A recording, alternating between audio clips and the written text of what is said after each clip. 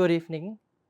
Kampung Triso has become the first port of call for the Kembara di Astana program, which is traversing across Sarawak.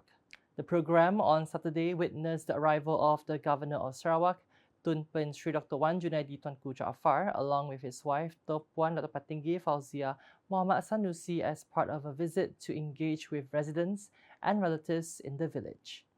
Earlier, the voyage began from the Kuching passenger terminal jetty in Pending aboard the Damai Princess catamaran before arriving at Kampung Triso. Throughout the voyage, the delegation was escorted by interceptor boats from the Sarawak Security and Enforcement Unit, UKPS, the Marine Police Force, and the Sarawak Rivers Board to ensure the smoothness and safety of the official journey.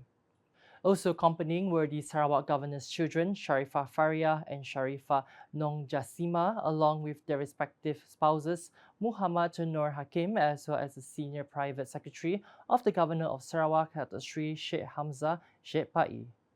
The arrival of the delegation was warmly welcomed by the local residents, reflecting the close relationship and tight bonds continuously maintained between the state leader and the grassroots community.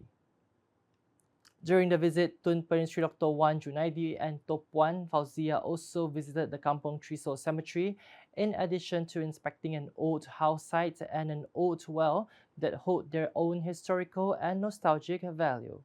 The delegation also performed congregational prayers at the Al-Muhajirin Masjid in Kampung Triso before spending time mingling with the local residents and attending a luncheon with family and the village community. In the meantime, Tun Pen Sri Dr. Wan Junaidi also presented a contribution amounting to 20,000 ringgit to the Al-Muhajirin Masjid as a token of support for the development of religious institutions in the area. Tun Pen Sri Dr. Wan Junaidi and Top Puan Dr. Patinggi Fauzia graced the Hajj send-off ceremony at the Al-Muflihin Mosque here on Saturday. The arrival of the couple and the delegation was warmly welcomed by the mosque committee and congregants before they performed the Maghrib prayer together. The program began with the congregational Maghrib prayer, followed by a religious talk titled Pursuing a Mabrur Hajj, delivered by the Samarahan Division Religious Officer Ustaz Bahrain Kawi. Prior to performing the congregational Ishaq prayer, Tun Pen Sri Dr. Wan Junaidi presented a contribution to the Al-Muflihin Mosque Management Committee as a sign of support for efforts to empower religious activities and enliven the mosques in the area. The presentation of the contribution reflects the continuous commitment of the state leadership in assisting mosque institutions as centers for spiritual development and community unity. After the congregational Ishaq prayer, the couple and fellow guests attended a dinner with the community in an atmosphere of harmony and brotherhood. The dinner brought together the local community from various backgrounds and races, reflecting the harmony and strong spirit of unity among the people of Sebuyau. The Sarawak government is planning the development of an artificial intelligence AI data campus in Kuching as a catalyst for an AI grid, while also driving investment and strengthening the state's AI data center ecosystem. Sarawak Premier Dr. Patinggi Tan Sri Dr. Abang Abdurrahman Zohari Tun Dato Abang Openg said that a 405-hectare site, or approximately 1,000 acres, has been identified in Tanjung Embang, Kuching, to realize the high-impact project. He explained that the facility, to be known as the Kuching AI Data Campus, will be equipped with dedicated power and water supply infrastructure to support data center operations, as well as the development of AI system connectivity nodes aimed at forming an AI grid in the future. He noted that this project will be implemented through a public-private partnership, beginning with the first phase covering an area of 120 hectares. He told this to members of the media who accompanied him on his official working visit to the K2 Strategic Data Center campus in Dublin, Ireland on Saturday, local time. The Sarawak Premier, who is currently on a working visit to the United Kingdom and Ireland, added that the campus development will be modelled after the world-class facility he visited. He further explained that the initiative also supports large-scale development plans in Tanjung Embang, which include the construction of a new airport, a seaport, as well as the development of low-carbon industries. Parents must act more proactively to ensure that children fully utilize the free tertiary education opportunities provided by the Sarawak government to enhance academic achievement and the social mobility of the younger generation.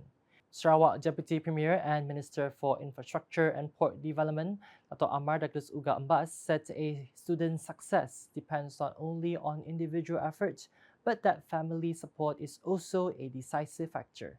According to him, the free education scheme is open to all Sarawakians regardless of background and covers various fields including science, accounting, and law. Therefore, he said children must be given attention and encouragement so that they study hard and achieve excellent results. He said this during the Pengarami Ngabang Gawai Begulai Enggau, Deputy Premier Sarawak Dato' Amar Douglas Uga Embas ceremony organized by the Parti Pesaka Bumi Putra Bersatu PBB Kakus branch in Bintulu on Saturday. He added that these opportunities can be utilized at Sarawak-owned higher learning institutions such as ICATS University College, Swinburne University of College Sarawak, Curtin University Malaysia, and University of Technology Sarawak. The implementation of 48 development projects under the 12 Malaysia Plan, 12 MP, is strengthening the momentum of Mukah's transformation into a new center of economic growth in Sarawak. Sarawak Deputy Premier Dato' Amar Awang Tengah Ali Hassan said that of the total, several projects have been completed while the remainder are being carried out in phases. According to him, infrastructure development remains a priority with allocations exceeding 4 billion ringgit channeled into road and bridge projects in the Mukah division. Therefore, this substantial investment is crucial to enhancing connectivity and stimulating economic activities in the area. He said this when delivering a speech on behalf of the Sarawak Premier at the opening ceremony of the Kau Festival and Keman Kau 2026 at the Kau Festival site in Mukah on Saturday. Dato' Amar Awang Tengah noted that Mukah is now in a strategic position to grow as a digital and innovation hub in line with ongoing infrastructure development and the strengthening of the education sector. The Malaysian Fire and Rescue Department JBPM Golden Jubilee Run 2026 successfully gathered over 2,300 participants, thereby strengthening the strategic cooperation between the fire brigade and the community in enhancing public safety levels. Sarawak Minister for Transport and Senadin Assemblyman Dato' Sri Lee Kim Shin stated that the close relationship between the fire department and the community in Sarawak serves as a core strength in facing emergency situations, including large-scale fires. He said this while officiating the program at the Miri City Council building on Sunday. Kita melihat bahawa bomba juga mendapat bantuan sokongan daripada masyarakat. Misalnya di Miri kita telah menyebutkan satu pasukan ya, daripada pihak swasta ya, di mana mereka berkumpul dan juga apabila adanya kebakaran berluka, kebakaran besar, mereka turut bersama berganding bahu, keluarkan jentera dan juga tenaga untuk memadam api. Ini adalah satu contoh yang baik di mana dengan adanya kemesraan yang bomba bersama dengan rakyat bersama dengan bomba, kita boleh mempentrus kebakaran dengan lebih berkesan. Dan juga apabila ada bencana kebakaran, ya, bomba yang tak cukup anggota, masyarakat juga turun bersama untuk membantu. He added that the organization of the run, which is now entering its 9th edition in Miri, serves as an important platform in bridging the relationship between JBPM and the community. According to him, the continuous support from the public, including the involvement of the private sector in assisting emergency operations, proves the high level of community preparedness in this state. The construction of the Sarawak Performing Arts Centre is currently progressing smoothly and is expected to be completed by the second quarter of 2027. Although there has been a slight delay compared to the original schedule, Sarawak Minister for Tourism, Creative Industry and Performing Arts Dato' Sri Abdul Karim Rahman Hamzah said his ministry is satisfied with the progress of the project, set to become a major catalyst for hosting large-scale events in Sarawak. According to him, the new facility will offer a much larger audience capacity compared to existing auditoriums, in addition to being equipped with higher quality acoustic systems. Tapi kalau kita lihat memang banyak, tapi pada masa ini dia terpaksa diadakan di Dewan Undangan Negeri, dia terpaksa diadakan di Borneo Cultures Museum, dan kadang-kadang kita mengaturkannya di tempat-tempat lain seperti di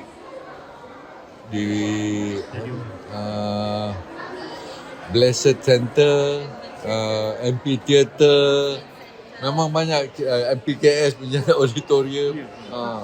Jadi dengan adanya Performing Arts Center nanti, dia akan lebih teratur.